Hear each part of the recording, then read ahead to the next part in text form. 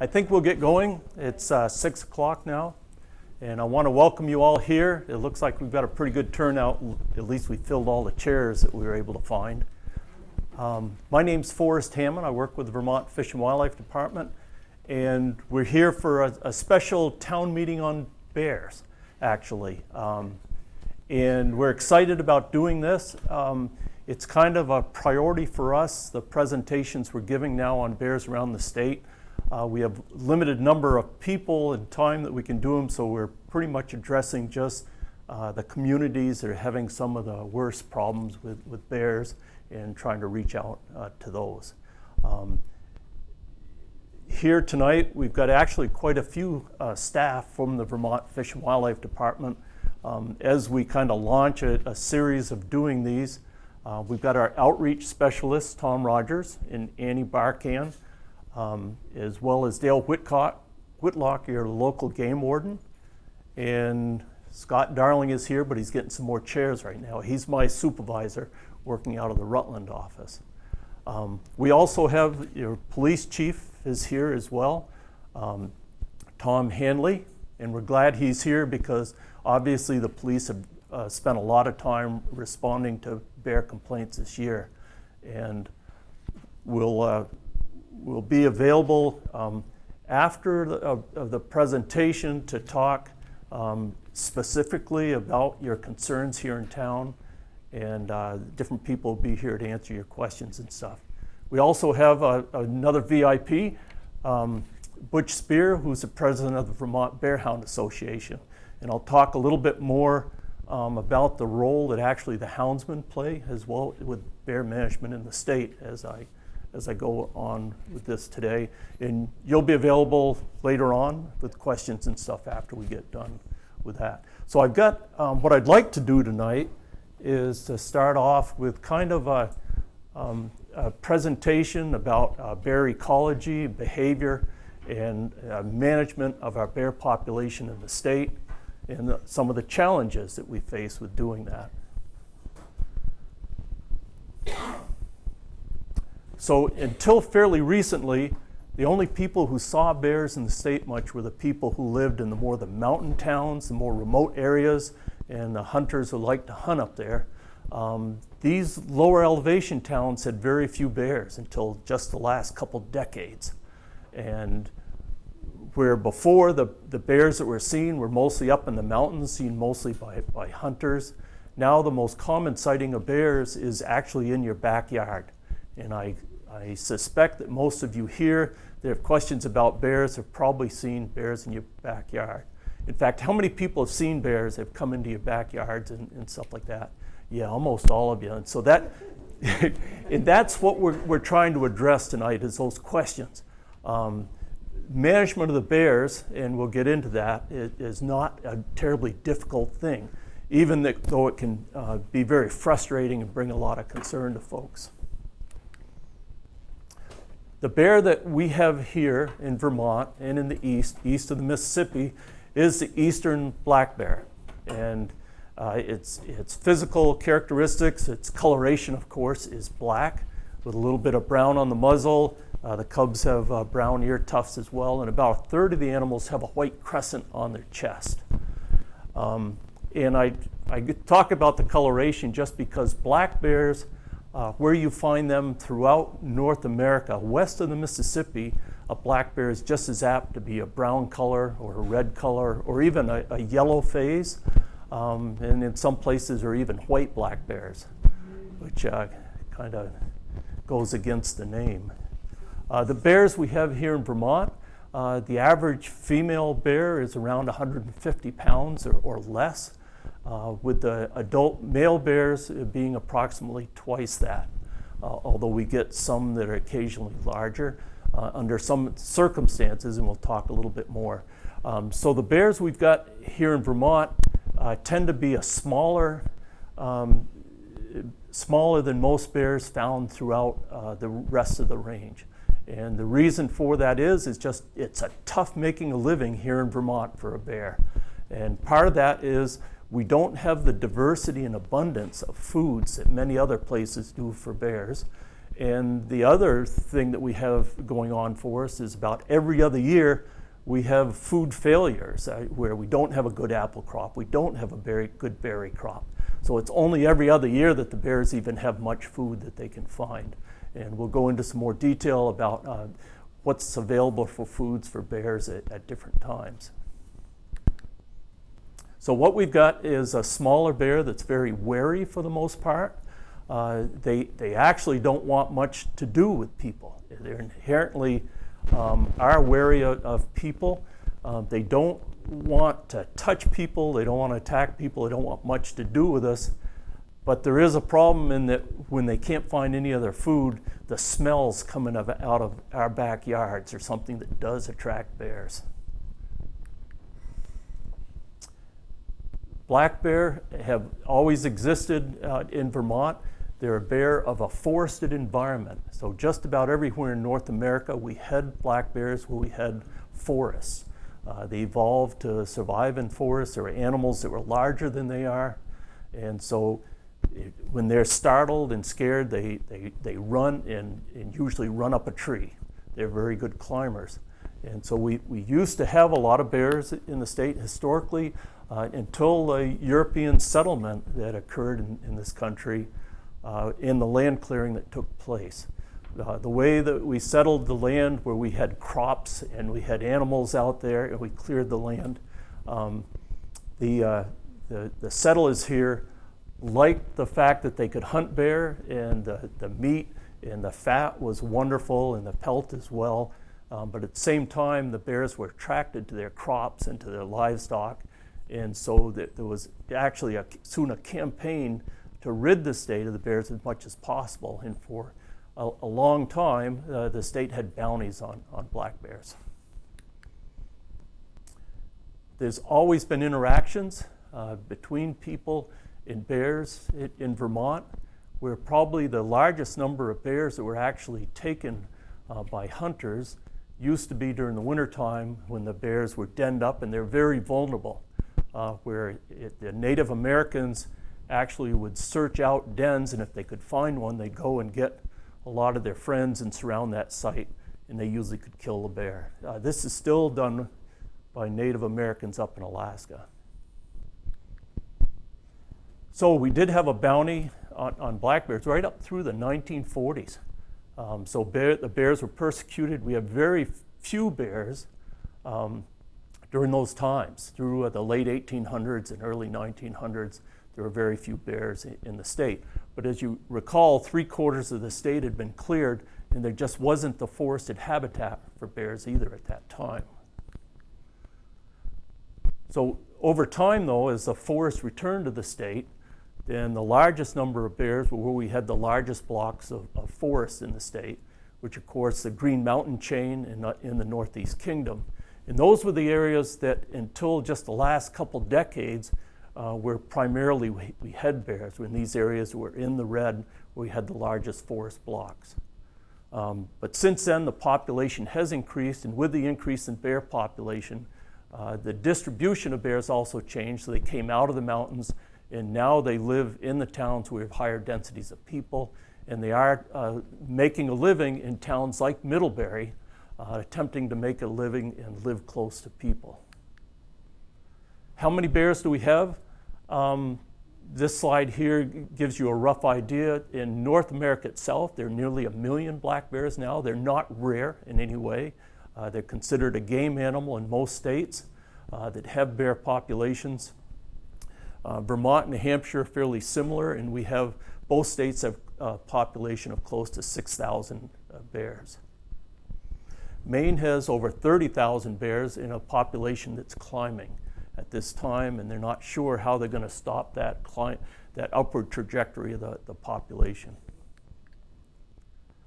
The only tool we have for controlling the population is actually our licensed hunters in the state. At this time, we have somewhere around 65,000 hunters in the state. But the hunting of bears is a cultural thing, and not all hunters would ever want to hunt bears. And we've done surveys, and we find about 20% of our hunters, or something less than 20%, actually say they would even harvest a bear if they were given the opportunity.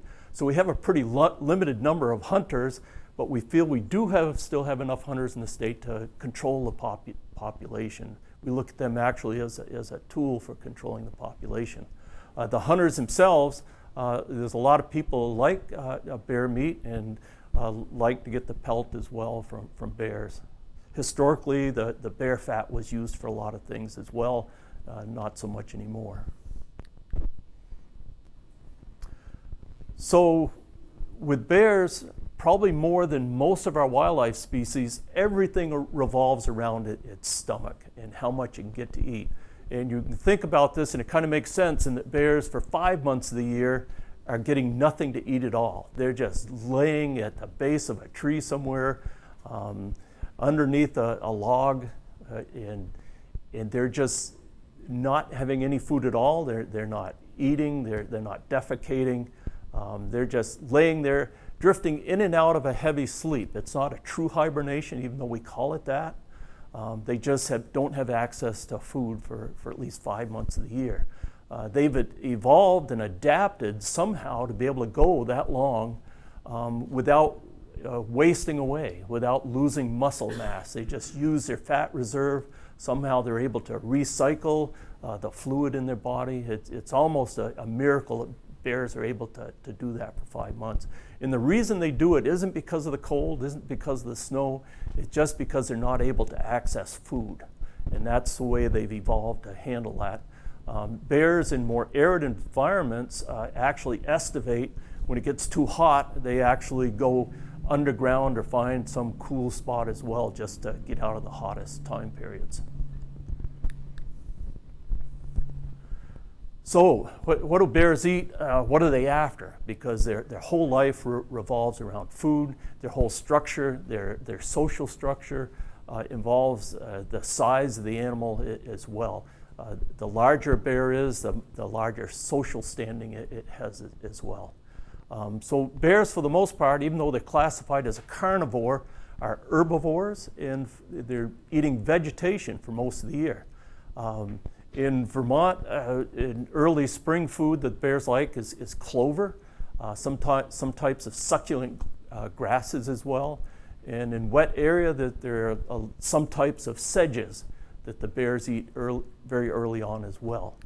A little later in the year, the more succulent forbs come out. A lot of the flowering forbs will go out there. Jack in the pulpit roots are very important to bears, even though I wouldn't recommend any of us try to eat those because it could shut down your kidneys. Bears, again, have evolved to be able to eat those corms, and during the summer, it's one thing that they actually can, if they can find enough jack in the pulpits, they can do quite well on it. Jewelweed is another important food for bears, and it's found in disturbed sites, often near your backyards and stuff. There's jewelweed, and that attracts bears all by itself. Dandelions, a lot of different flowers, even orchids are eaten by bears. It's not until about this time of year that the bears actually start doing very well and able to find very many calories at all, the sugars and stuff. It's not until the first berries start to be produced that the bears can gain any weight and start doing very well. Till then, most times in the springtime, a bear is searching almost frantically for food just to fill its stomach. Their digestive system isn't much different than yours and mine. Even though they're eating a lot of vegetation, it's not like an herbivore where they have multiple stomachs and they can actually gain weight on vegetation. Bears just don't do that. They have to eat it. They're climbing trees to get leaves and stuff like that in this early spring and much of the springtime. But once the berries come out, the bears start feeding almost full time. They talk about going into a feeding cycle called hyperphagia, where they can almost feed 24 hours a day. And they're processing those berries just as fast as they can. And people who find where bears are feeding so heavily will find piles which they're sure the bear regurgitated of corn and berries, because they'll find a pile where the berries look like they haven't even begun to be digested. There's still a circle. It's not broken yet. The kernel of corns come through as kernel, and the bits of apples come through. They're just processing it just as fast as they can and getting calories off it that way. So it's this time of year, just now, that the bears are finally finding the food that they really need to put on the fat reserves for this next winter, as well as for the body growth that they need to survive as well. So we don't have a big variety of foods here in Vermont for the bears. We've got a limited number of berries and a limited number of trees that produce nuts. And especially limited are the ones that produce very many, that are concentrated. Bears will eat just about any berry, just about any nut, but they'll go with the concentrated ones where it's most efficient for them to feed on those. So it's the chokecherries and the blackberries that actually do them the most good, because they're very concentrated. They can get a lot in a short period of time. Raspberries, they're attracted to, say, raspberries, but the raspberries are scattered, and it takes them quite a while to get different ones. They are classified as carnivores, and they like meat, but they're not very good at catching animals for food. They probably eat the most meat in the early spring, during June, when there are the young of deer, and even some moose calves can be taken by bear for a very short period of time. And so in the month of June, if you come across a bear scat, it's sometimes worth checking it out. Sometimes you'll see the little hooves of deer and stuff like that in it. They'll also dig into beaver houses to try to get the kits of beaver before they can swim very well. And so a lot of beaver houses, you'll see holes dug up by bears. But again, it doesn't make up a very large part of their diet through the year. They like meat, but they're not good at getting it. They do eat a lot of insects, even once there's a lot of other foods out there. They like the taste of insects as well, carpenter ants especially, and the larvae of a lot of bees, and they'll do a lot of digging late in the summer. But springtime is a horrible time most years for bears. It's a time almost of walking starvation for the bears. They'll eat buds and leaves coming out, beech leaves and maple leaves, just filling their stomach, but they're certainly not gaining any weight at all. This is probably one reason that our bears are as small as they are, because it's not just the 5 months of hibernation that's tough on the bears, it's our springtime as well. Right up until August, our bears just are not putting on weight in most cases. There is one plant that's lacking in a lot of our high elevation towns, that if we had more of this, we'd be more like Connecticut and Massachusetts, where the bears are more productive and they have more cubs. They have better survivorship of their cubs, and their bears are larger than here. And they have one plant that grows in their wetlands, which the bears actually go to first thing in spring and actually can gain weight on. And that's, you might recognize this as skunk cabbage.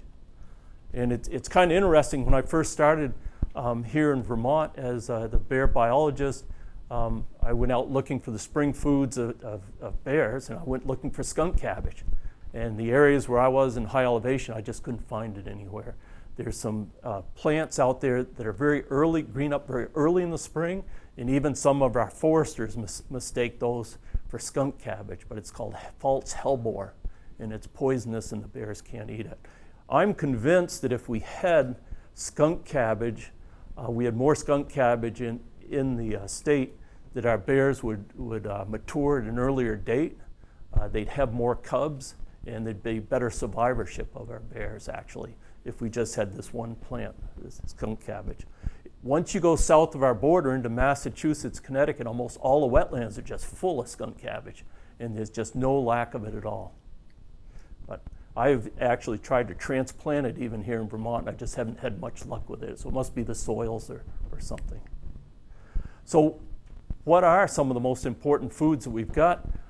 It took a while for me to understand and believe it, but it's actually this little tiny nut, beech nuts, that only are produced in large amounts every 2 or 3 years, that the bears really key in on. And they actually attain larger sizes. They have better success raising cubs and the survivorship of young animals after we get a good crop of beech nuts. And one reason why beech nuts is so important is that the bears, the nuts are falling very late, and the bears actually in the spring when they come out with their cubs and stuff can also feed them on springtime right up to June when they're germinating. They're still providing a lot of calories to the bears can be fed on. In the bears, when they're feeding on beech, when they start feeding early in the year and climbing in the trees, the bark of the beech trees leaves an indication the bears have climbed there. Those claw marks are there for the life of the tree, and they actually get bigger, get black, and expand over time and show you that the bears use those areas. And bears go to specific areas where there are a lot of beech that are remote and where they feel comfortable climbing up and being exposed up in trees and feeding. And so what we've done for the past couple decades is actually tried to identify and map out these areas and protect them because they're areas that have a lot of fidelity and are very important to the bears. And you can walk through and see these signs where the bears have been feeding, but you have to look very closely because claw marks like this that really show up are old claw marks. And we also look to see that they're still using that area. There are the brown small claw marks that are harder to see and everything. And what we found is that the bears somehow seem to synchronize their cub production and cub survival after years like that of beech production.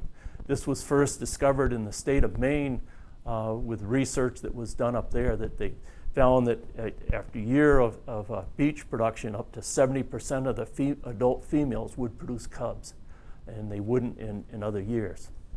And the way they can synchronize is that a year without much available food, the cubs just die, and so the female is able to breed and produce cubs the following year.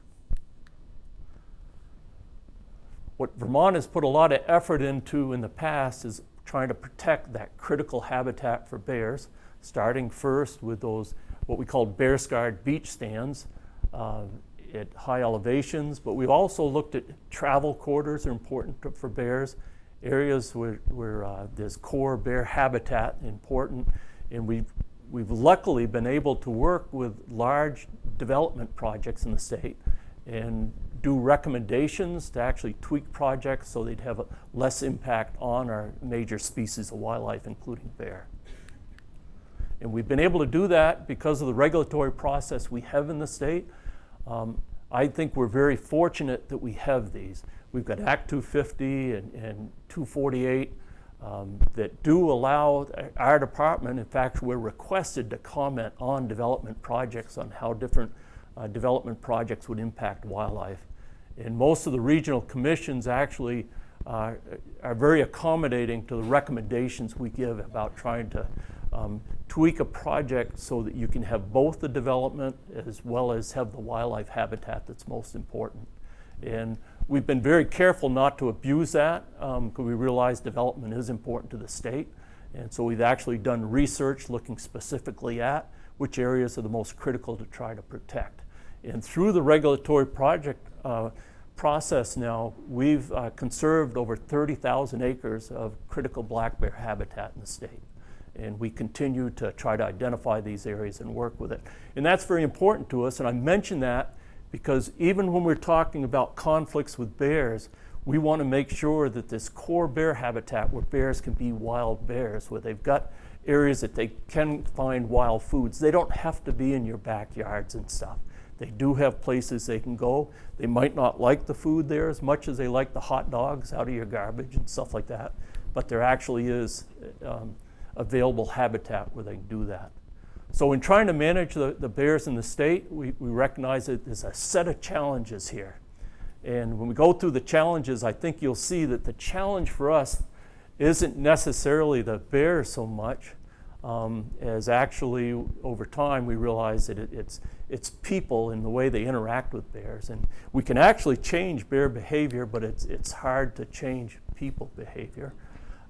One of the big issues, though, is the fact that the bear likes to eat the same foods we do, and it does very well on our garbage. We happen to be a very affluent country where we actually have a lot of garbage. And we have a hobby of feeding the birds, which most countries don't. Most countries don't have bear issues like our country does. And it's just because we have lots of garbage. It's been estimated that a quarter to a third of our food we just throw out. And the bears are trying to take advantage of that. And they like to eat the same thing we do, and they do very well on garbage. And the other thing is bears are just so damn intelligent, is they can figure things out. They've got a long memory, and if they've gotten food from your backyard once, they'll be back, even if it's the following spring after they've hibernated. Chances are when they're in hibernation and they're just laying there waiting for spring to arrive, they're thinking, where did I get some sources of good food last year? Where did I find a good bird feeder? And it was probably your backyard. So bears can figure things out. Hanging your bird feeders up high is not a good answer, nor is taking a bird feeder in at night, because an awful lot of the bird seed has been knocked down on the ground. That attractant is still there, even if you take your bird feeder in at night. Boy, I know that you hate to stop feeding the birds, but I'll tell you, it affects the bears. And we talk about bird seed being a gateway drug for bears coming into and closer to your houses and gaining food. They don't normally start with hitting a dumpster, hitting garbage, getting hummingbird feeders. It's usually bird seed, black oil sunflower seed, and suet that's hanging there. Bears have a sense of smell, where if the wind is right, they probably for over a mile, they can smell that black oil sunflower seed and the fact you've got food there. And you've got to remember, we've got bears now living in our towns trying to make a living on the natural vegetation that's out there. And it's just really hard to overcome if they haven't had a good meal. And the fact that one bird feeder, 5 pounds of bird seed, represents probably more than a whole day of foraging in the wild for them. That they can come in and hit that in just 5 or 10 minutes and get enough calories to have made that really worthwhile to do it. So it's a heck of an attraction having that bird feeder out there for the bears. So what are the major things they're looking for? As I said, bird seed seems to be the first thing they're attracted. Once they get some bird seed, they'll go looking around the neighborhood for more. And they're using their nose, and they'll look for other things that they might not have been able to smell from a mile away, but they're right there now. And feeding your dog and your cat on your deck, they'll visit that. They'll find garbage. If the garbage is set out there, it doesn't have a tight lid, that's easy for them to access and things like that. Chickens are something which it's a new hobby for the state to everybody to have half a dozen or a dozen chickens, and it's growing at a very fast rate apparently. And the chicken feed is very attractive to the bears. They're not, as I say, they're not efficient predators. They wouldn't even try to catch birds for the most part. But once they're in that coop getting the feed, a chicken just sitting there, and bears learn to kill the chickens as well. Usually that's the end of the bear, because they really develop a taste for that. Everybody likes chicken, and they'll come back and keep doing it until they're destroyed. And so that is a real problem. People that have beehives have learned over time, if you're going to have successfully raised bees, you have to use electric fencing. And pretty much everybody who raises bees has learned that, and most people do that now. So we have to go from that to getting the people raising chickens just to realize it's not just buying a half dozen chickens in a $200 coop. You also have to get a $300 set of electric fencing if you're going to be successful with that as well. And domestic corn, it is something we'll talk about some as well. That's a real interesting food for bears. And that for the bears, you think about it, often a lot of these fields is next to woods. There's no people around. It's the most concentrated food a bear could ever find. So bears are attracted to corn. They do really well. There's cover there. They can live in the middle of it and gorge themselves. The heaviest bears we have are bears that have been spending a lot of time in corn that year. But the amazing thing is the bears know there's a lot of risk in going into corn. The farmers don't want them there. Hunters will show up, because they cause a lot of damage. So the farmers are actually recruiting hunters to even go in. But when we have a good availability of natural foods, the number of bears that go to corn decline, even though they'll weigh more and do better if they're in the corn. Somehow they know, and they'll feed on natural foods instead, even though the average weight of the bears goes down in those years where there's a lot of good natural foods out. It's funny, they know there's a risk going to corn, and an awful lot of the bears do die. They go into corn those years. The last thing the bears are searching for, human foods that they're going to find, and it's something that we're real concerned about, is compost as well. Compost isn't something normally that would attract a bear from a long ways away. If you're good at composting, you've done it a long time, there's very little scent from composting. But if you don't do it right, or a bear's already in your yard, he's going to check out your compost. And we're a little concerned about the new direction we're getting for all of us are supposed to go to composting right within just the next couple of years. And what I've found by going to a class on it and stuff, it's really difficult to compost right without having a lot of scent out there. You're supposed to put in 3/4 dry material, brown material. Just having that much material around that's good to compost is difficult, and you have to do a lot of planning. And I worry that not everybody's going to do that. Instead of having it right, that we're going to have these anaerobic piles of food in the backyard just giving off a lot of scent. It's going to be attracting a lot more bears. So that's something we're working on. That's one thing Tom and Annie, they're here with our outreach department. We're trying to work with DEC and come up with more outreach material to help educate people on how to compost correctly. And under what circumstance maybe you shouldn't compost if you're having so many problems with bears and things like that. So moving on, so the challenges, we've just gone through the different foods that are there. Bears usually come in first at night, the first time they'll come into a yard or anything, and once they've been successful at getting food, then they'll continue certainly to do that. So with bees and with chickens, electric fencing, your feed stores all have kits for electric fencing, which can be quickly and easily set up. And they're very effective with bears. Electric fencing works for keeping bears out. Ben Killam, who's got a facility for orphan cubs and stuff over in Lyme, New Hampshire, uses electric fencing even to keep his bears in. It works. But there are some tricks to it. You have to do it right. You have to make sure the voltage is high enough. It has to be grounded right. And the last thing is you actually have to put some kind of attractant on the wire so the first time the bear visits your electric fencing, it touches it with its tongue or nose. So a little bit of bacon grease or peanut butter and tinfoil strips is the key. I know we've had a lot of people disappointed. They finally went and got electric fencing and the bear just gets through it. You've got to give them a good shock that first time or it doesn't always work.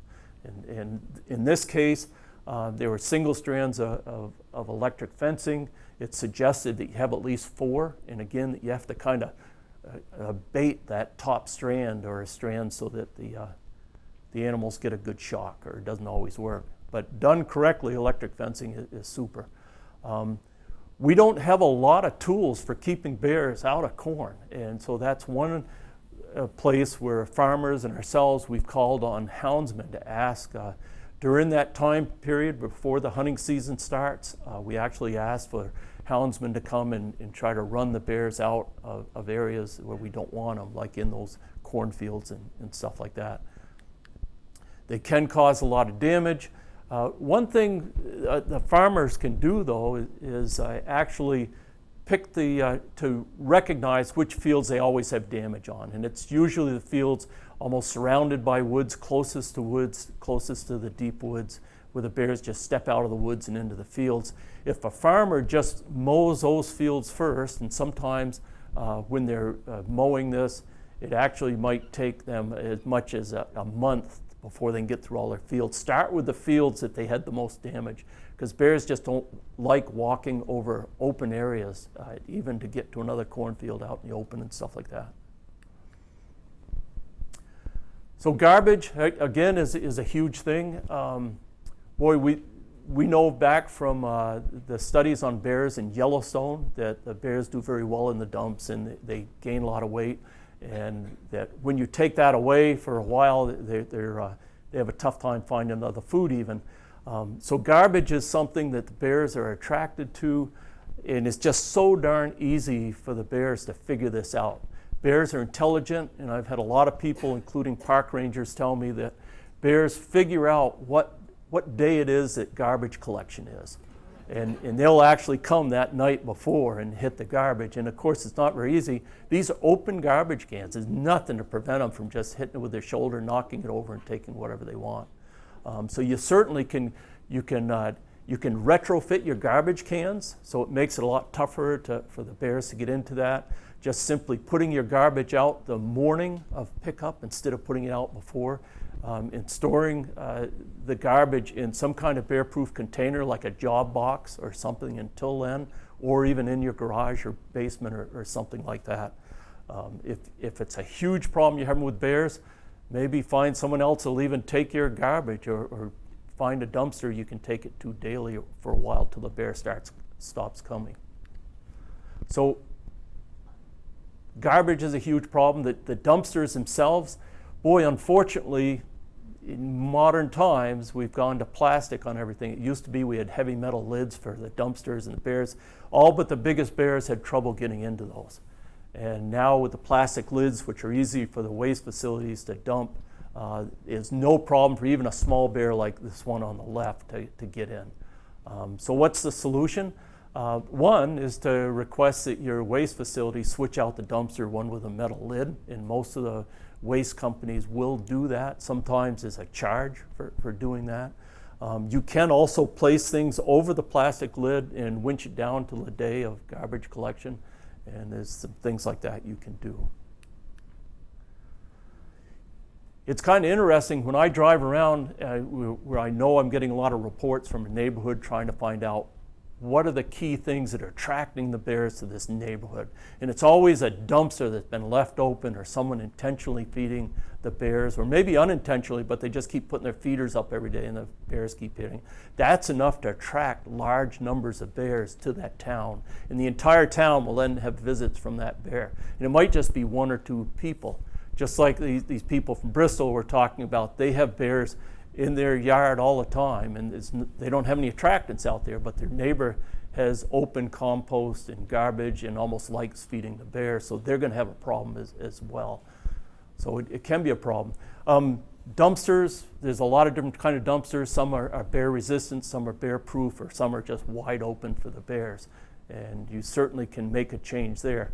A neat thing about dumpsters is you can also look at your dumpster to tell what size of the bear has been coming during the night, because they come during the night when there's dew on the grass, they touch the gravel and then touch the side of the dumpster, and you've got prints showing what size.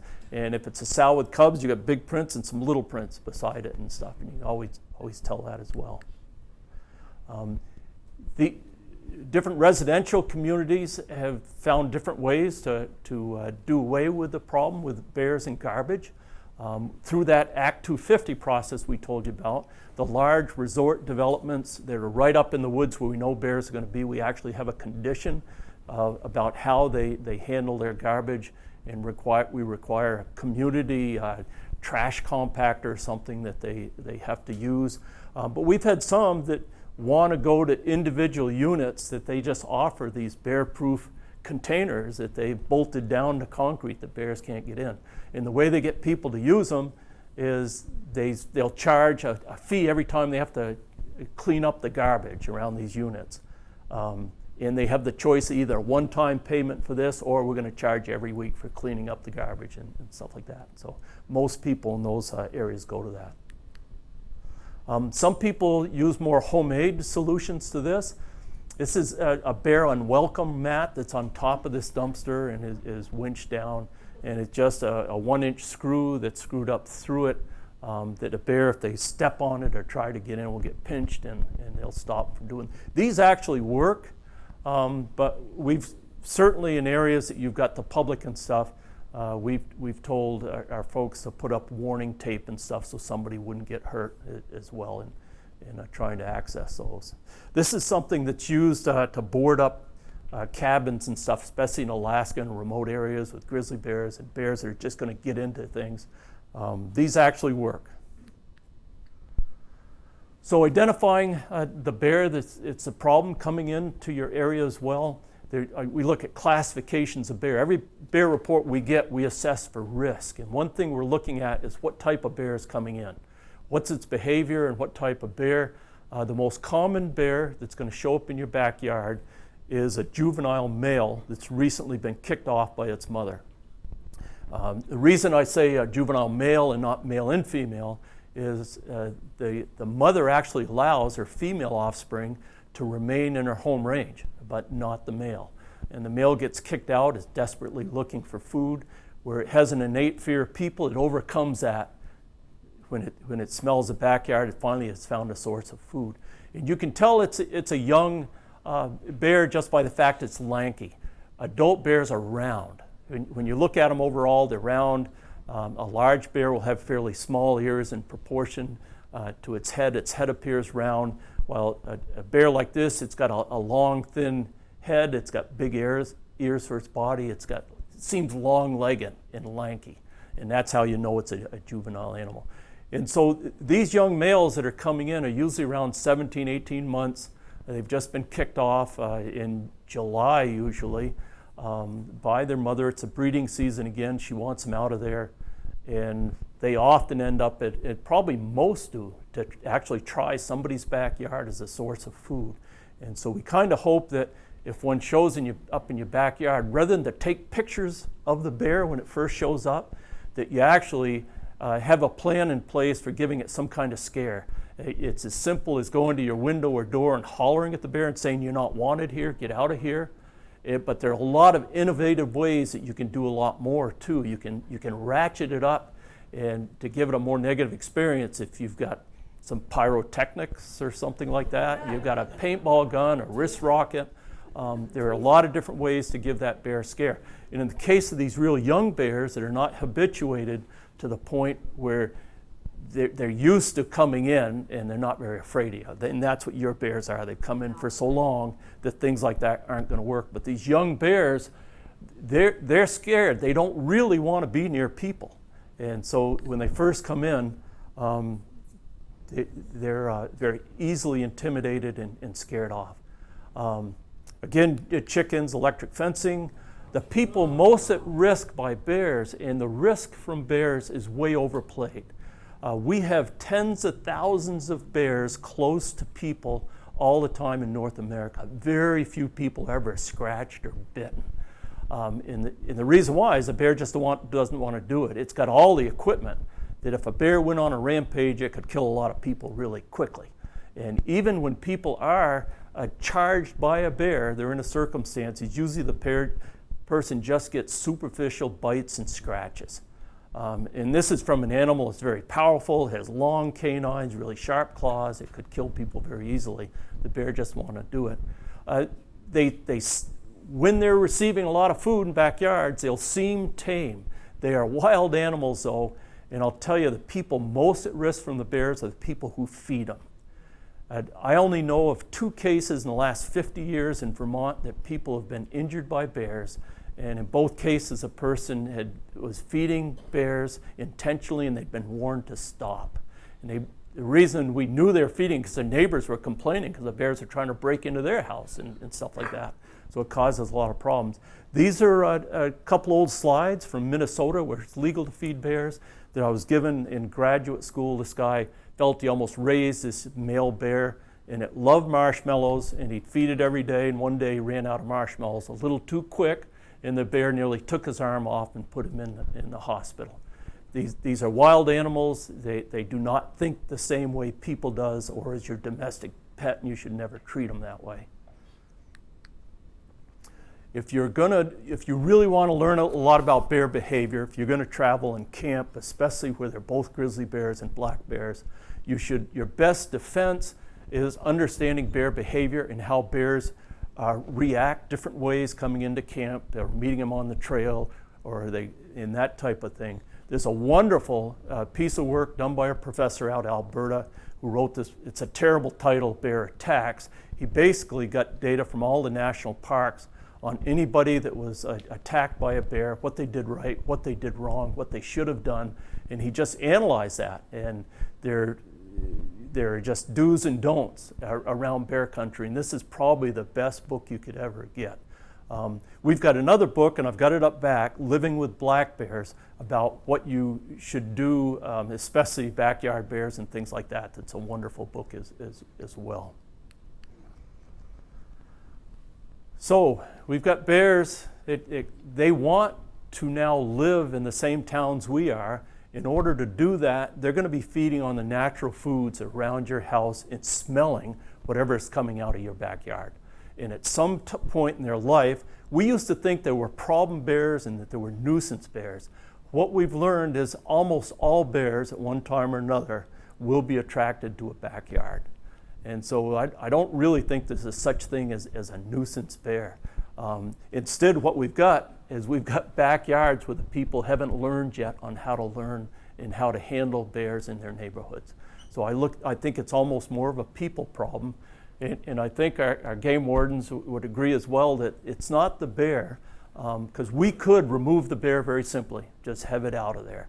But in order for it to live there, we have to change our behavior. And it's much more difficult to get people to change their behavior than it is for bears. And this is the bear we're talking about for the most part. It's the most common bear. I know in Middle Bear we had a sow with cubs, and that's different. But the most common one is this young subadult bear. And again, there's very little fear to this bear. Trying to give it a negative experience, at least holler at it. The very worst thing you can do the first time a bear comes in your backyard is just watch it and take pictures. Because that bear then is emboldened. It probably knows you're there, and it knows you're allowing it to get food in the backyard. And it's going to continue to do that and get bolder and bolder and braver until it reaches a point it starts causing damage and breaking into houses, and at some point it'll cross a red line and it'll have to be removed for human safety reasons. Bears are interesting. There's all kinds of challenges, but we can work with them. If you're concerned about your own safety because you see so many bears, or you're hiking a lot, camping a lot in bear country, and at times you feel nervous about it, what I really recommend is to actually get some bear spray.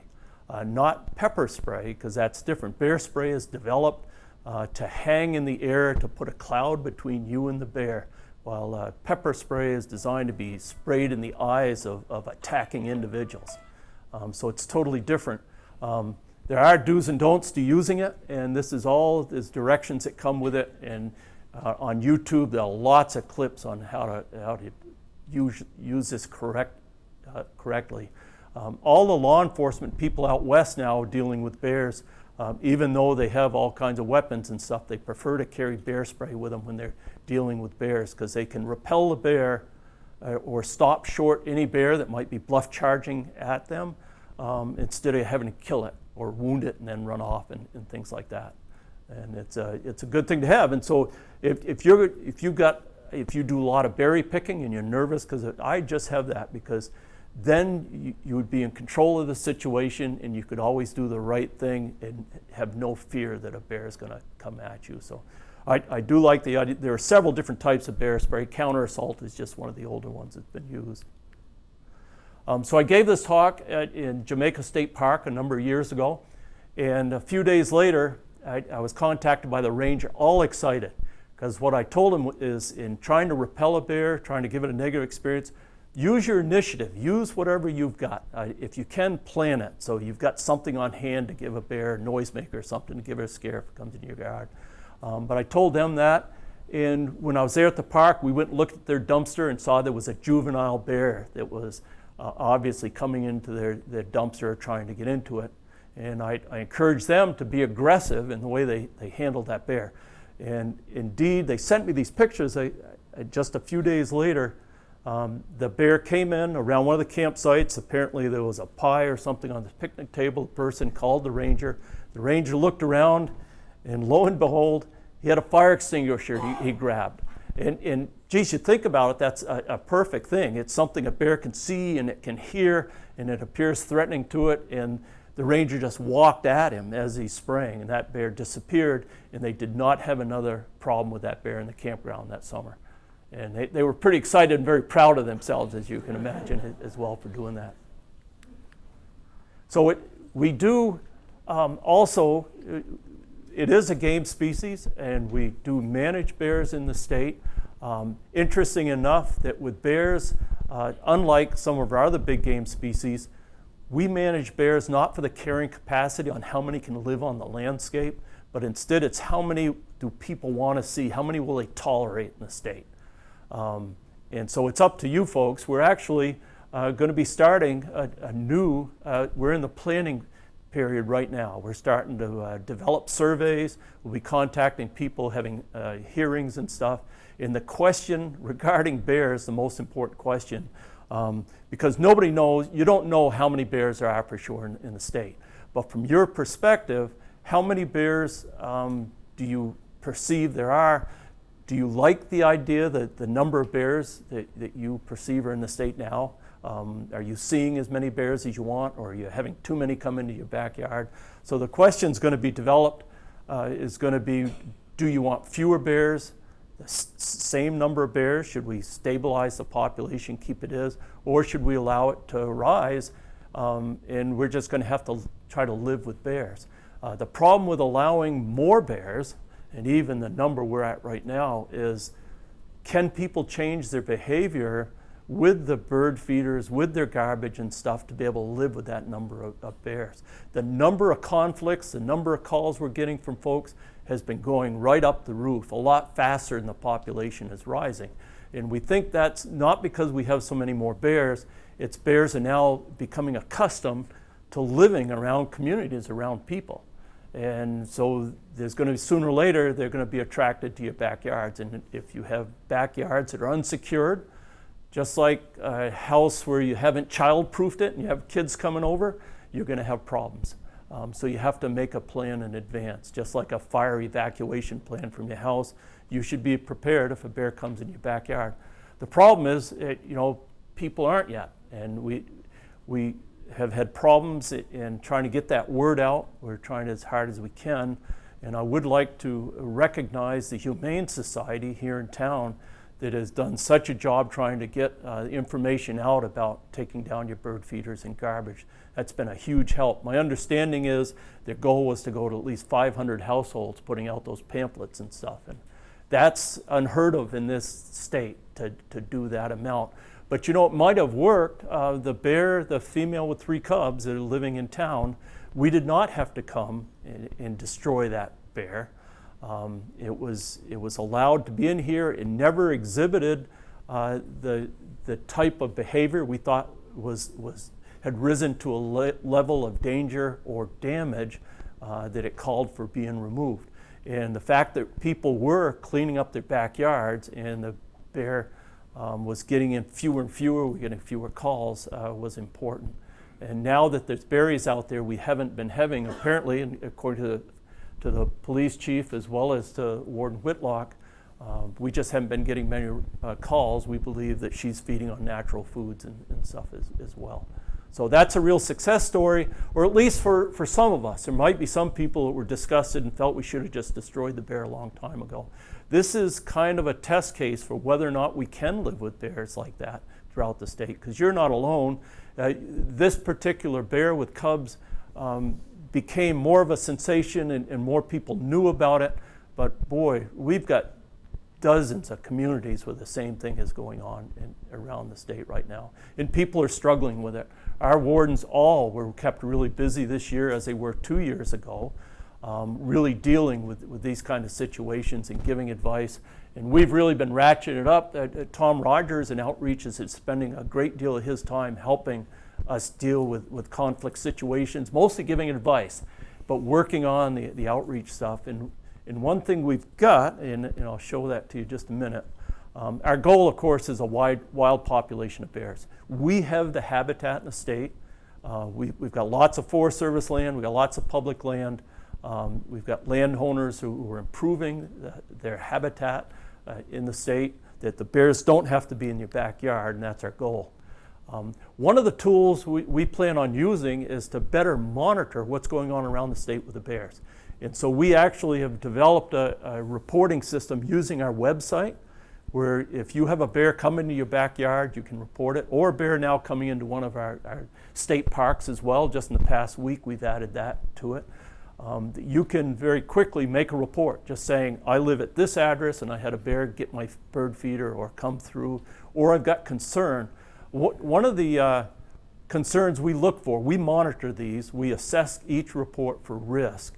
And one thing we look at is we hear from a lot of mothers with children saying there was a bear came through my backyard, or it was seen in my neighborhood. Now I'm scared to let my kids outside. What should I do? Can I let them out anymore and stuff? We respond to those, and we try to assure that person that we've never had bears chasing children around in backyards. So the fear of that is not as great as it might be. At the same time, of course, you have to supervise your children. In any animal in your backyard that comes in and is acting tame, there's something wrong. And especially raccoon, perhaps with rabies, and skunk or something like that. And it's the same with bear. So we've got a way of keeping track of that, is this web system reporting. And on the back, I've got a kind of our incident report card that has the link on it as well. If you want to take one of those with you, you certainly can. What we can do, it's pretty cool with this too. Now we can keep track of the various reports we get from each town in the state. And where are we getting the most reports of bears getting into bees, getting into chickens, where we have the most concern from the public with bird feeders. So we're trying to then pinpoint where we do outreach with which communities so we can use our resources the best. My boss up here, Scott, already feels I'm spending way too much of my time addressing this stuff. And what we're trying to do is to set it up so we can do this strategically. And that's what we're really working with as well. And we're trying to work with groups. We welcome working with humane groups and stuff. That was really cool here in Middlebury to have that done. And that was Dale's idea, to work with the humane group and try to get that out. But also we're working with the houndsmen as well. Even though these folks hunt bears, a lot of them just want to see bears, and they don't like the idea of bears being destroyed for no reason.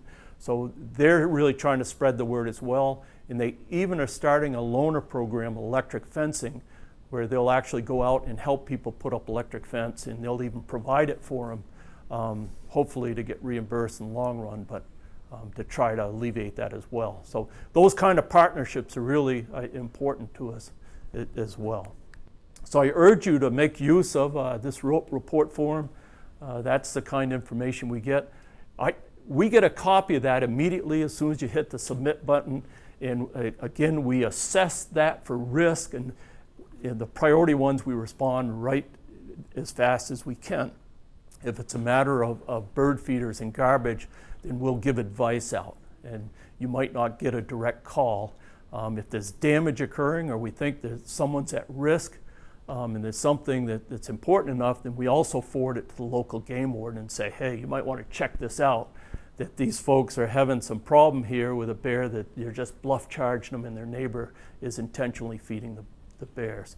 And we do have laws in the state to prevent feeding. We haven't used it very much, but we can give written warnings out, where if in a certain time period someone doesn't stop intentionally feeding the bears, and they can be fined up to $2,000. And this will help us figure that out, that reporting system as well. And Annie here has been entering our data that we had from the wardens from past years that we had. She's now got data in this process that we can map these and look at different areas. When she's done in a couple weeks, we're going to have 2 or 3 times the amount of data that this map actually shows. But with this one here, we've got one town like Thetford has the highest number of reports of any town. We've looked into why, and that was mostly one bear that was hitting chickens, and it just did it long enough we were getting an awful lot of reports. But the Barry-Montpelier area has been a real hot spot, as well as the Dummerston area and stuff in southeastern Vermont. But we're going to actually have a more robust database, and we're excited about that as well. So with that, I'd like to open this up. We've got the police chief here. He came here intentionally to talk about his experience and concerns as well. Dale knows the area very well, and he'd be the person usually responding to if you had some questions and stuff as well. So with that, if anyone has any questions, we've got some time. Yes, ma'am. Am I supposed to cut down my apple tree and get rid of my raspberry bushes and my grapevine? You know, that's a good question. It's something we haven't been putting in our advice yet, right? The western states, they have grizzly bears and stuff, are recommending that. They're saying, take down your fruit trees in your backyards and stuff because it's such a safety risk if there's a grizzly bear that comes in, right? Because unlike a black bear, if it's startled, a black bear will flee. Grizzly bears, if they're startled, will sometimes charge, and that's the concern. I haven't reached the point, and I don't think we're going to recommend people take down their fruit trees and cut down all their berry bushes, but at the same time, if you know bears are an issue, you might pick up the drops a lot more than you did. If you've got a blueberry patch you don't want to share with bears, you might use one of those electric fencing kits and invest in that type of thing. Yeah, but I don't think you have to cut down fruit. I'm not cutting mine down yet. Anyway, right. Yeah. Yes, sir. I was wondering, what type of habitat would bears like? Would it be really dense forest or wheat fields or something? What kind of habitat do the black bears like the most? Yeah. Different times of the year, they like different types of habitat. They like a forested environment, so they've got cover, but they need a lot of food. And the food usually comes up in areas as more sunlight hits the ground. So actually in areas that a landowner has managed their property and done some cuttings so the sunlight reaches the soil and they have berry bushes and stuff, is some of the best habitat. So they have woods right next to the wild berries and things like that. And we also try to protect those key stands of what we call hard mass, the trees that produce nuts, because those are old growth trees that produce the most nuts, and we actively try to protect those and stuff. So the habitat changes. From a bear standpoint, a backyard that a person keeps letting them good food, they might consider that good habitat. But we don't want them there. So what you're saying is, there was a field in the summer, but with a lot of wild fruits and nuts? Yeah, a lot of foods. They'll go where there's a lot of food. Field of wheat No, they don't have black bears in the Midwest, like in Nebraska and Iowa and stuff like that, where they just have agricultural fields. You need forests for the bears. Yeah. Yes, ma'am. We closed on a house on May 31st, and we moved in early July, and we noticed scratches and slashes in the screens on the sun porch that I don't think were there before we closed on the house. And the house would have been empty for the month of June. So what would have made the bear try to break it in? Well, again, bears have long memories. Like I talked about, whoever lived there before might have intentionally or unintentionally attracted bears, and the same bear was coming back looking for it. Yeah, I suspect that's what was happening. Yeah. Yes, ma'am. I have two questions. One is, when is it, I'm 100% behind wanting to be able to live with the bears and coexist with the bears. And it was hard to convince my husband to take down the bird feeder, but I got him, I won. Right. Which that's just how it should be for any of you other men in the room. When is the right time of year, the okay time of year to be able to get those back out? So that you're not drawing them back in. Like obviously in the winter the bears are in their Right. sleep. So Right. it'd be okay, but what time in the fall is it okay to get them back out? And then I have one other question. Yeah, you know, in general, we put dates out there, and we say that it's okay to put your bird feeders out back out December 1st or December 15th. But the reality is that if you've got an open year where there's no snow and it's still good weather, then the bears will still be out. Last year was a year like that we didn't get snow for a while or very much, and so the bears stayed out fairly late. So we've heard from irate landowners saying, hey, you said I could put them back out, and I put my bird feeders out, and they came. So the first good storm where you've got 6, 7, 8 inches and it stays on the ground, you know it's safe to put out your bird feeder. And I know I could have Googled that, but I guess there's obviously a lot of us here that have had the interactions, and I'm just trying to make sure we do the right thing.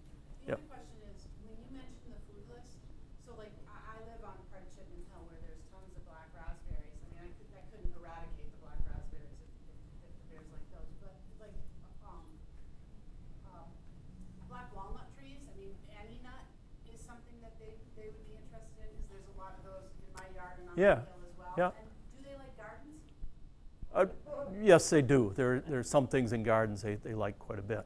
In the questions regarding habitat, Monica's here. I'm not sure if I introduced you, Monica, but she's a specialist for landowners have issues with habitat or want to improve habitat. Then Monica has been hired just to give advice to landowners and stuff. I don't know if you want to say a little bit about your program real quick. Well, sure. Actually, I work more with town. Is really my program. And I actually, so I'm Monica Bernard. I do work for the department. I'm also a Middlebury resident. But my program is really working with towns that want to look as a whole town on how to focus their planning for conservation efforts to help not just black bears, but any type of wildlife. Ensure that there is the connectivity and there's the habitat that bears and other wildlife would need to continue being on the landscape. Wearing a different hat, I'm also on the Middlebury Conservation Commission. So in various roles, there might be it might be that Middlebury is able to look at some of these broader issues along with Vermont Fish and Wildlife and look at habitat. Yeah, thank you. Yeah.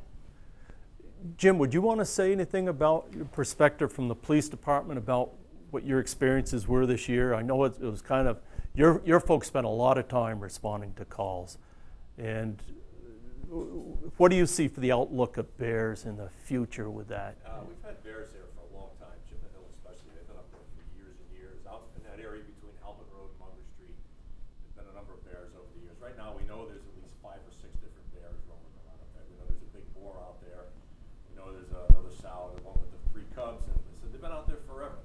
We've had car bear accidents out on 116 K Street out towards Champlain Construction. So they've been around for a long, long time. This year was different because they were more visible with the sow and the 3 cubs. Right. And that's typically, but once the woods got fully loaded with foliage and the grass got high, and you just didn't see them anymore. And we haven't had a call or a complaint. We got to be over a month now for these bears. But what we generally do is we serve as a buffer between the bear and the police. And the people, which is really what we have to do. We're not out there intending to hurt the bears or anything, but we have to keep people away from them. Right. That's been our biggest challenge. Traffic jams, people stopping and looking at the bears and try to walk up and take their pictures and say hi to them or do whatever they want to do to them. Usually they spend a lot of time chasing people away from them. As you mentioned, they're wild animals. And we just want people to be safe. So that's pretty much what we spent the early part of the summer doing, just being a buffer between the bears and Right. people, getting them to clean up their yards and get the garbage and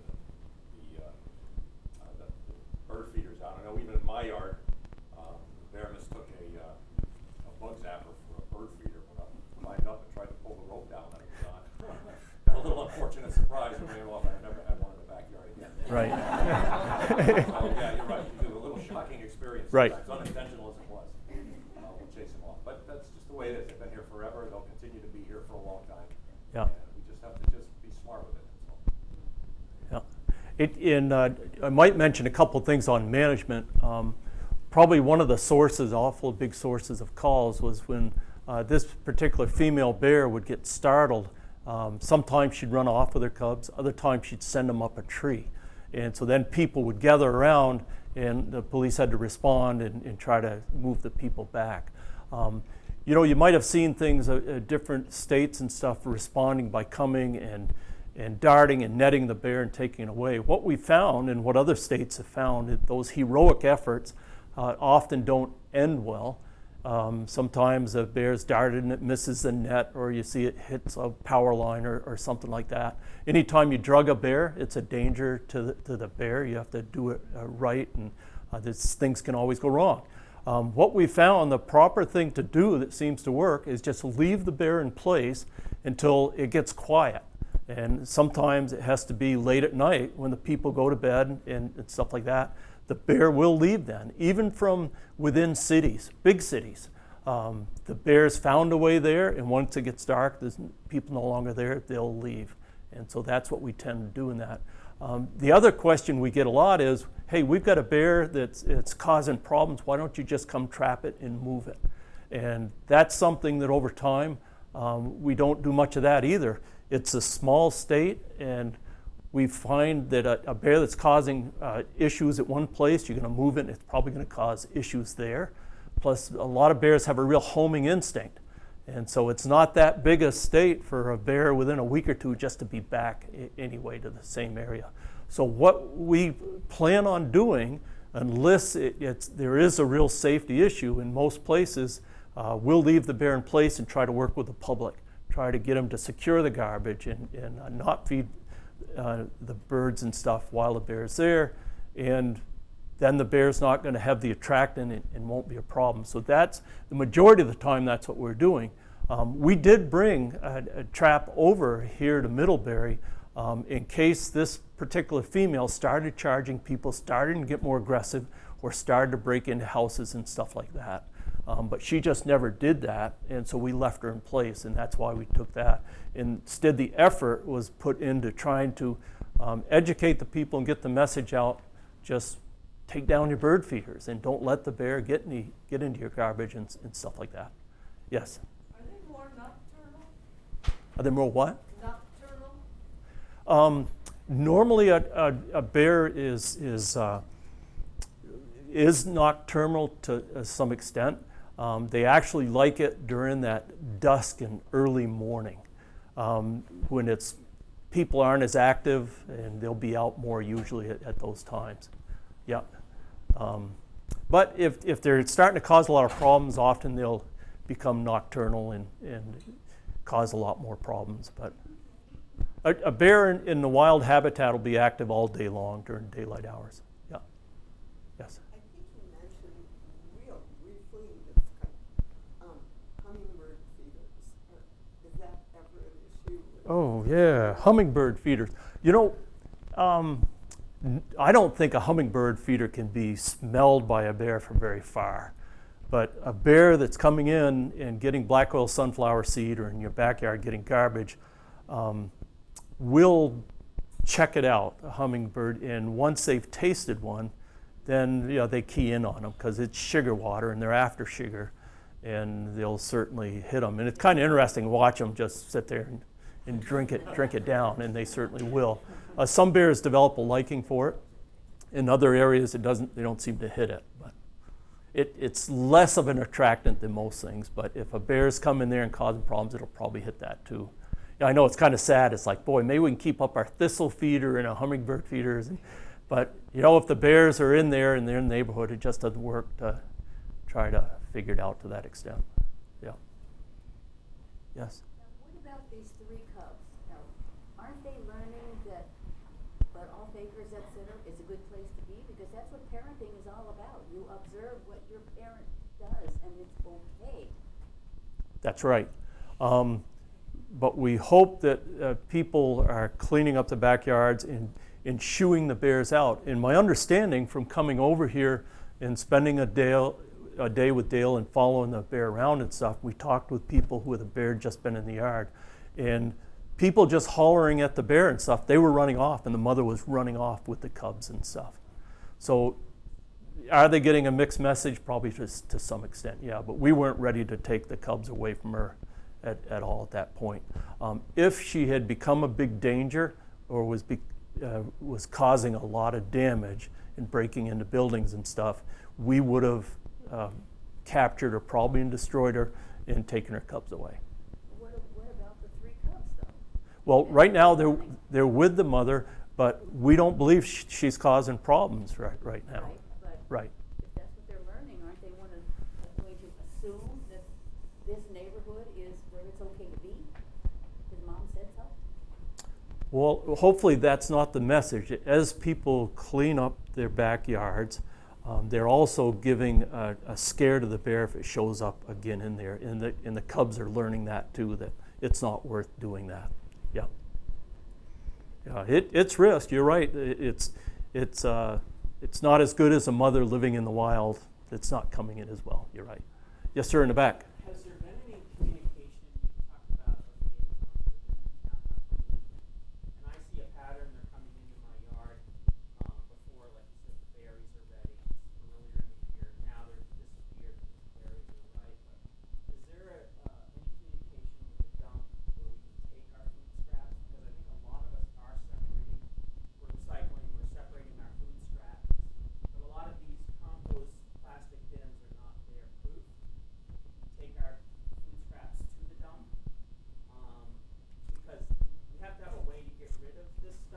Right. without just dumping it in the woods on somebody else. Yeah, Tom, would you want to respond to that? You've talked more with DC and that stuff about composting than I have. Yeah, and it seems like there's a woman over there that wants to jump in as well. Sure.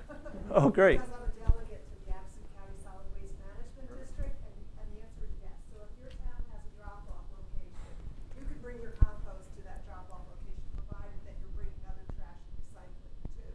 I think that's the deal. That you can also go directly to the transfer station with your compost on Route 7, and they will take it there, including meat scraps. So I tend to keep my meat scraps in my freezer until the day of trash removal. That's what I do, but you could add them to the green buckets that the waste management district will give you at the Route 7 transfer station, and you could bring that with your meat scraps and your food scraps right there. You could also do the same thing like for Desiree, Joe, we'll take your scraps. So that's the answer. If you don't want to do it in your own backyard, or you just want to manage certain things that you're going to put in your compost and not other things. Wasn't sure what to Thank you. answer, and amazingly we had an expert right here. Yeah, so I got that off wonderful. the hook. That was perfect. Yeah. With the, sorry, Yep. Ross, what I was going to say is, you're talking about how well educated some bears can become, and if somebody, a neighbor, is doing something wrong, it so often affects you, or vice versa. So one of the examples in our neighborhood is that we had a bin where we're literally just composting dried leaves, which a bear never in a million years would eat dried leaves, right? And the bear came and knocked it over, and sifted through, assuming there had to be something good in there. And it wasn't the smell, it was just because somebody else had taught a bear, because they were a poor composter, that composters mean food. So it just learned composters are food. I'm going to knock this one over and see if there's anything in there. There's literally nothing in there it could eat. But that was what attracted it to the area. Right. And there are different types of composters you can purchase that are pretty much bear-proof. They're heavy plastic and stuff, and we've heard from several people that bears coming and knocking it over isn't a problem for them at all because they just can't get into it. So there are different types. There's a lot of different types of by taking a class, I learned there are a whole lot of different types of composting and different ways to do it. And I encourage you, if there's classes offered here, that you go to one of those seminars, because I was just fascinated. I thought I'd composted my whole life. We'd always put stuff out there, but after going to the class, I realized that mostly we were just making those stink piles in the backyard, and it wasn't really true composting. Yeah. Yes. Can you tell me what happened, Bill, in the recent story on that mama bear in Hanover, New Hampshire? And the other question is, why couldn't they leave the babies with her? Yeah. That's a good question, and I expected there'd be some question about the Hanover Bear, Hanover, New Hampshire, called mink. They named it. And for those of you that aren't familiar with that bear, for probably almost 10 years, that female has lived within the city limits of Hanover and made a living in a very rich habitat along Mink Brook, which cuts through Hanover. But it also has hit bird feeders and garbage for all those years. And it's produced several litters of cubs, which people have taken pictures. Even though I'm in Vermont, I receive pictures all the time of that female with the different cubs and stuff. But apparently last fall, with the litter of cubs that she had last fall, as she was kicking them off, when they were more desperate for food and to find it, they started actually breaking into houses to find that food. And if you had heard about that case in Groton, New Hampshire, where a bear went into a house and then somehow closed the door behind it, and injured a woman who's lived there, was in a wheelchair. She lost an eye and stuff like that. It is a real concern when they start breaking into houses. And at that time, the decision was made that those bears had crossed the red line and they'd be destroyed. And so they captured, they were going to destroy those bears. The governor got involved in everything and told the state that no, they would not destroy those bears. They had to move them. So they moved those cubs up north last fall. At least one of those cubs went into Canada and was killed, I think. It was attracted to bait, which is legal baiting and hunting there, was killed. The other one I'm not sure what happened to. The female by then had taken off with a male. It was breeding season and disappeared from the town anyway. But she showed up again this spring with 4 cubs, and started hitting garbage and dumpsters right off. And so they tried to deal with it to get people to clean up the garbage and bird feed. They made a big effort, and they actually asked Ben Killam to be involved to try some behavioral stuff on the bear. They put a satellite collar so they could track the bear on a daily movements, and they were going. The police chief, in that case, no, the fire chief in that town, as a safety thing, was going to each one of those houses the bear went to and forcing them to stop feeding the birds or allowing them to get into the garbage. And it was being successful. At one point, the female took her 4 cubs and actually left the town and went to Lebanon, the next town down, where it was a smorgasbord because they hadn't started trying to clean up there and stuff like that. But she came back and they tried some other things, and at some point she apparently started causing enough damage. They said enough's enough. So they actually captured her, and again, the state would have just put her down rather than move her, and they moved her to the northern part of the state. They captured her cubs. They did a good job of capturing 4 cubs. That can be kind of difficult. And they took those to Ben Killam to be raised as with other bears that he had, to be released next year as yearlings.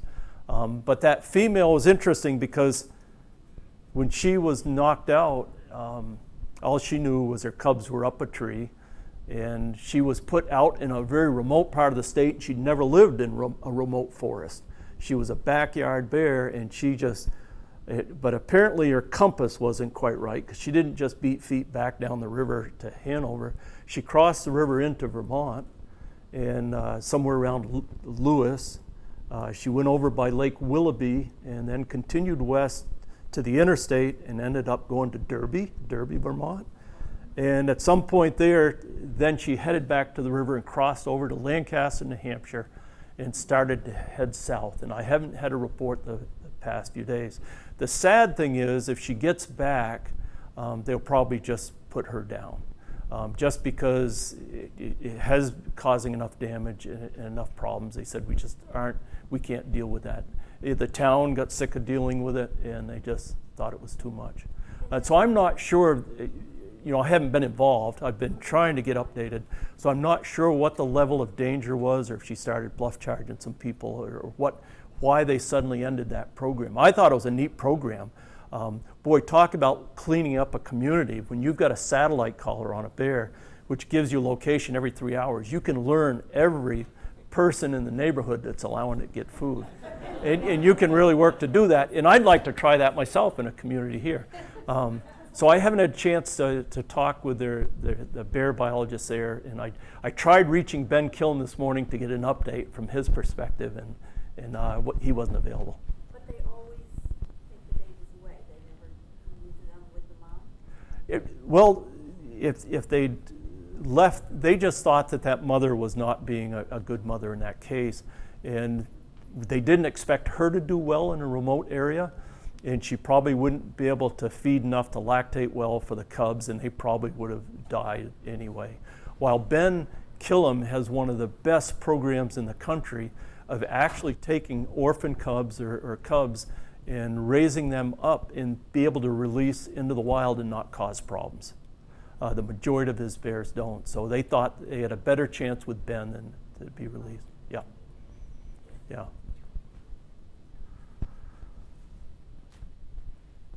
Well, yes, sir. One question, it's a general question. Communications, other than your website getting general information to you, if you want to contact or get a message to a game warden to respond, Yep. are you still using the state police system, dispatch system? Yes. Dale, you want to And respond to that? What the best? That's problematic because, as Dale knows, we've talked. I'm fortunate enough now that I have Dale on speed dial. But in that instance, it was it happened to be during deer season, but it was a jacking episode. My wife and I both saw and shoot from the road. It was illegal. But the message to the dispatcher did not get to Dale for 2 days. So I was wondering, when is the Vermont State Fish and Game going to have their own dispatching system, so that messages can be really, almost instantly? You want to respond to that first, or? Well, this is a recurring problem. It happens all over the state.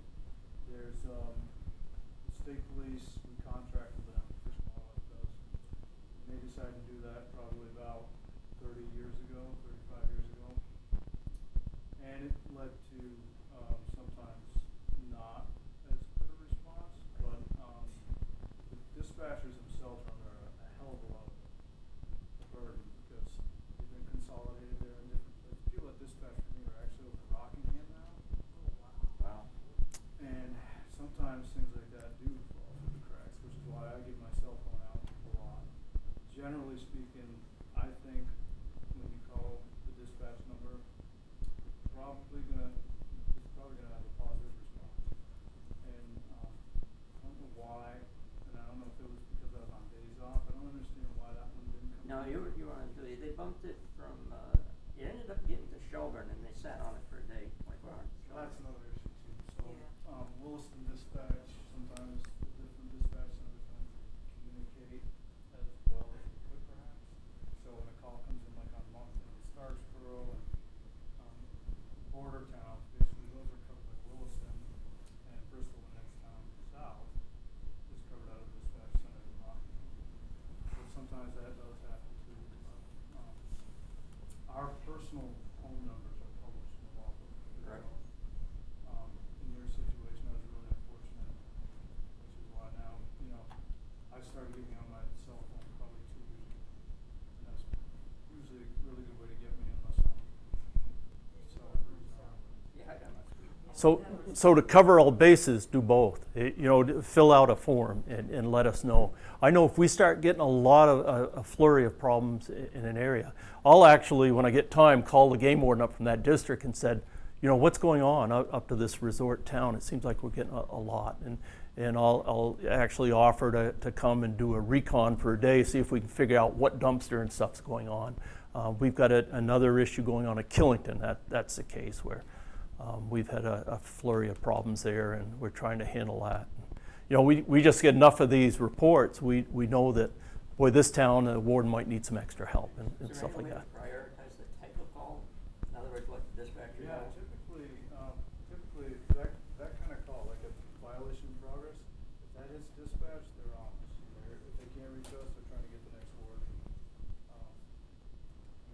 It does happen, but it's really not all that often. Yeah. Well, we've got, if you want to stay after and ask questions, I think the police chief and Butch with hounds and stuff here, our outreach, and Dale will be around for a little while if you've got some additional questions at all. But thank you very much, and good luck with the Bears. Here we go. Yeah. How you doing?